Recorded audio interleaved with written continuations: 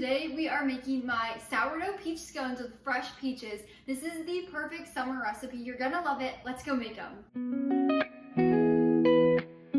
I'll leave a link to my full written recipe down in the description below. You can click that and it'll take you over to the blog where you can print and save anytime. To get started, we'll need 3 fresh peaches. Make sure they're ripe. I like to use the peach truck peaches here in Nashville. They're local. They are so delicious. There is nothing better than a southern peach. But you can also use any local peach around you or any peaches you can find. So we're going to first cut up our peaches one at a time. So you're just gonna slice them in half, just like that, and you're gonna pull them apart, and then we're gonna take out that pit with our hands, or you can use your knife. And then we are going to cut our peaches into little small chunks. So you wanna make them pretty small, about bite size. I always like to try to make them about the same size, just so that they cook evenly in our scones. And then we're gonna repeat that with all 3 peaches. Once we have our peaches sliced up into little chunks, just like this, you're then gonna wanna grab a strainer and a bowl. So this step is not something you wanna miss. So you're gonna put your peaches in your strainer. We're just gonna let our peach slices sit in here while we make our dough. That way any excess moisture can just drain through and get out of those peaches. And then we're gonna add in 2 cups of all-purpose flour, as well as 1/3 of a cup of pure cane sugar. Next we'll add in 1/3 of a cup of light brown sugar, 1/2 of a teaspoon of sea salt or regular salt, and then 2 teaspoons of baking powder. Now we're just going to mix this together to combine evenly. Once your dry ingredients are combined, you're gonna grab 8 tablespoons of salted cold stick butter, not margarine. You wanna do a cold stick butter or else it will not create that flakiness you're looking for in a scone.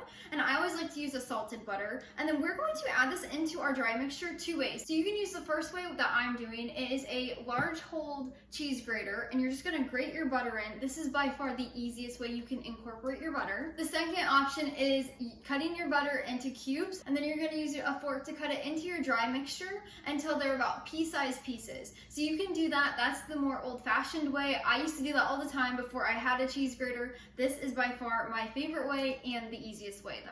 Once you have your butter in here, we're going to then use our spoon or whatever you're using to mix it into your dry mixture. So you want to evenly combine this butter. You don't want big clumps of it in your dough. So just make sure it's evenly distributed. So your dough should look something like this, a little bit shaggy. That is exactly what you're looking for. Now we're gonna grab our peaches. So you might have seen a little bit of juice underneath. If you don't see any, that's completely fine. That happens sometimes. I don't really have very much juice in there. It's just more of a precaution in case there is that much extra moisture. But now we're going to grab, you can do paper towel, or I have a clean kitchen cloth. You can do either of them. And we're going to dump our peach slices out on this. So now we're going to just dab these with our cloth or your paper towel. And this is just gonna get a lot of the extra moisture off of these peaches.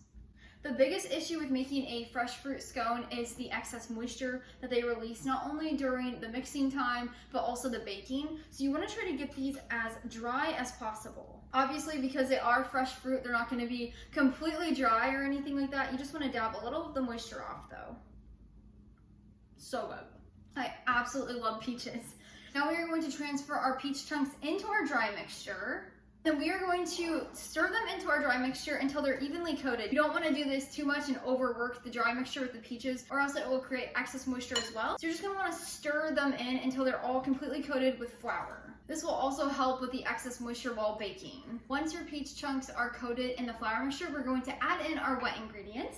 So to get started, we'll add in 2 tablespoons of milk, as well as 1/3 of a cup of sourdough discard. I like to use a thicker sourdough discard. Next, we'll add in 1/2 of a teaspoon of pure vanilla extract, and finally 1 egg.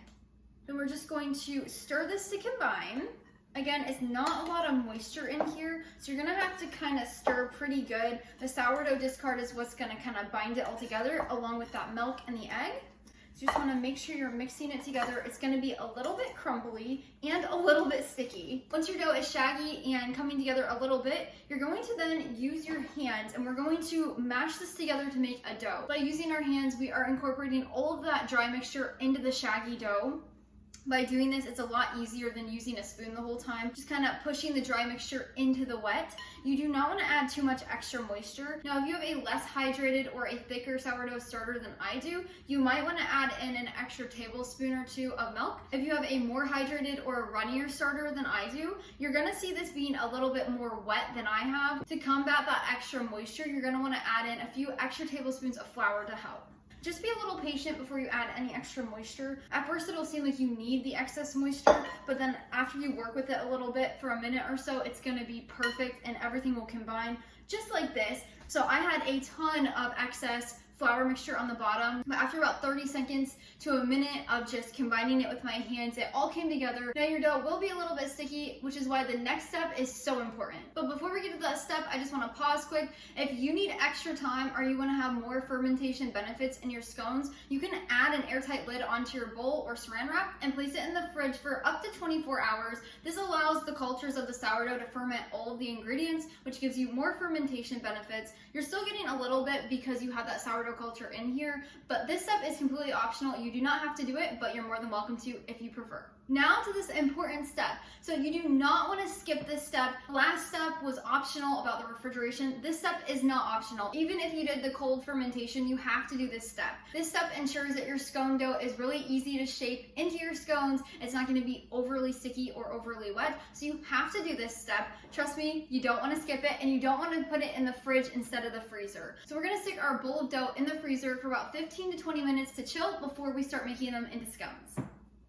Now that our dough has been chilled in the freezer for about 15 minutes, I have preheated the oven to 400 degrees Fahrenheit and lined a sheet pan with parchment paper. So now we are going to shape our scones. So we're just going to set that aside. To get started with shaping, you're going to want to dust your workspace with flour, just so nothing sticks. And you're going to turn our dough out onto the counter. You're going to feel that it's sticky, so just make sure you coat it with a little bit of flour on the workspace. Then we are going to shape our dough into a disc about 2 inches high, 6 inches wide. So we're just going to use our hands to kind of move it in circles and then pat it down to get that 2 inches for our height. So once you have your dough shaped, you're then going to take a bench scraper, you can use a pizza cutter or just a knife, and we're going to cut this in half. So you'll have 2 half moons. You might also want to flour whatever you're using so it doesn't stick. And then we're going to cut each of those in half to make 4. And then we're going to cut each of the fourths in half, so that way we have 8, just like a pie. And then we are going to grab our sheet pan covered with parchment paper, and we're just going to place these on there about 2 inches apart. They're going to be a little bit wet, so just work quickly and try your best to keep them together. If they're starting to stick, you can just dust them with a little bit of flour on the bottom, and that will help. Fruit scones tend to be a little bit stickier than any other kind of a scone, so they are a little bit more difficult to work with, but this recipe is still beginner friendly. You just gotta be okay with a little bit of sticky hands. Now we are going to bake our scones in the preheated oven to 400 degrees Fahrenheit for about 20 to 22 minutes until they're golden brown. And that is how you make my sourdough peach scones with fresh peaches. Look how amazing they are. They're going to be a little bit golden brown on the top and when they're done baking, and then you're going to put them on a wire cooling rack until they're cooled. You can enjoy them right out of the oven or let them cool down just a little bit. These are the perfect summer treat no matter how hot it is.